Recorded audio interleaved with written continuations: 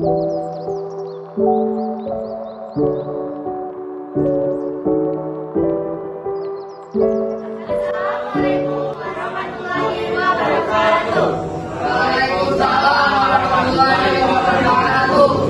dari kelompok 2 akan mempresentasikan bab 1 yang berjudul kompetisi dalam kebaikan dan etos kerja. Sebelumnya kami akan memperkenalkan diri.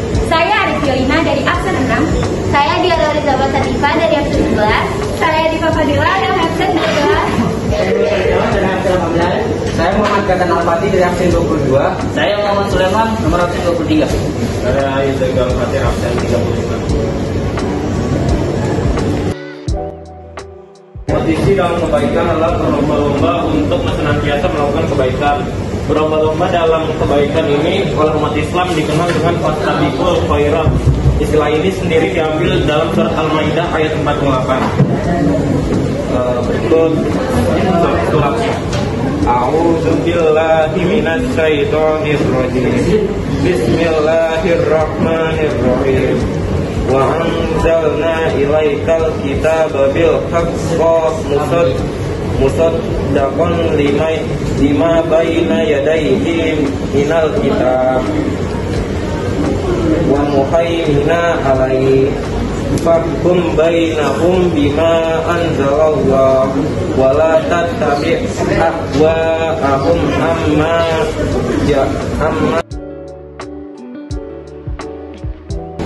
Manfaat kompetisi dalam kebaikan. Yang pertama, memperoleh ridho dan pahala dari Allah Subhanahu wa taala.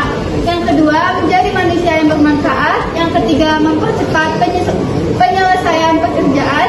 Yang keempat, termotivasi untuk menjadi lebih baik. Yang kelima, menjadi pribadi yang disiplin. Yang keenam, mempererat hubungan antar sesama. Etos kerja. Etos kerja adalah sebuah nilai yang didasarkan pada kerja keras dan ketekunan kaum kapitalis, percaya dengan kebutuhan terhadap kerja keras dan kemampuannya untuk meningkatkan karakter moral. Bismillahirrahmanirrahim.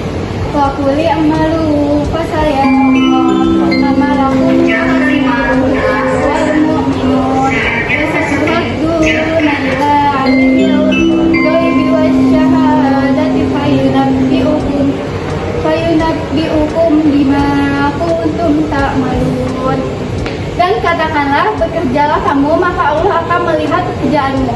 Begitu juga Rasulnya dan orang-orang mukmin, dan kamu akan dikembalikan kepada Allah yang mengetahui yang gaib dan yang nyata. Lalu diberitakannya kepada kamu apa yang telah kamu kerjakan. At-Taubah ayat 105. Manfaat etos kerja meningkatkan produktivitas perusahaan dan diri sendiri. Apabila seorang yang memiliki etos kerja seperti contohnya di atas, maka hal tersebut akan memberi pengaruh positif terhadap tingkat produktivitasnya. Hasil kerja yang memuaskan menciptakan reputasi diri yang baik. Penerapan karakter etos kerja yaitu disiplin, menghargai waktu, inisiatif, memiliki dedikasi yang tinggi, memiliki citra diri yang baik, meningkatkan produktivitas, dan terakhir kepuasan kerja. Jadi kesimpulannya, pada bab 1 ini kita dapat belajar tentang meraih kesuksesan dengan berkompetisi dalam kebaikan dan etos kerja. Surat Al-Maidah, surat ke-48, ayat 48 yang berisi tentang perintah untuk berlomba dalam kebaikan, dan surat At-Taubah ayat ke-105 yang berisi perintah untuk bekerja keras. Pada bab 1 ini kita juga diajarkan cara menerapkan perilaku kompetisi dalam kebaikan dan etos kerja. Pada bab 1 ini juga dijelaskan pengertian, tujuan, dan manfaat-manfaat yang ada di dalam meraih kesuksesan dengan kompetisi dalam kebaikan dan etos kerja. Sekian presentasi dari kelompok kami. Apakah ada yang bertanya?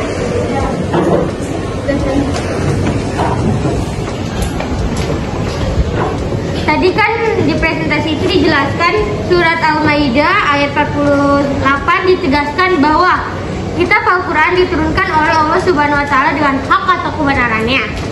Hal-hal yang meliputi kebenarannya tuh apa aja sih?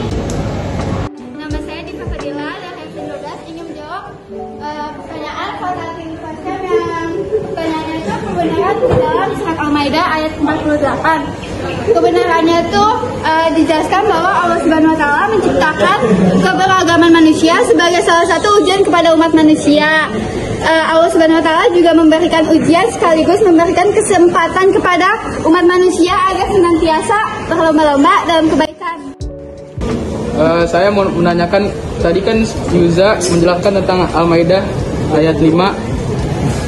Asbabun nuzul dari Quran surat Al-Maidah itu apa?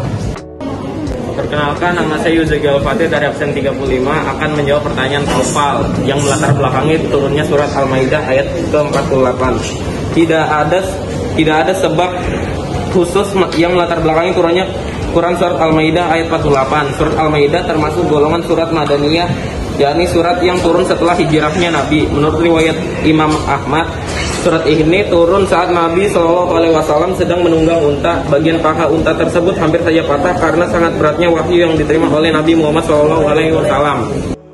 Sekian presentasi dari kelompok kami. Mohon maaf bila ada kesalahan kata. Wabillahi taufiq wal hidayah.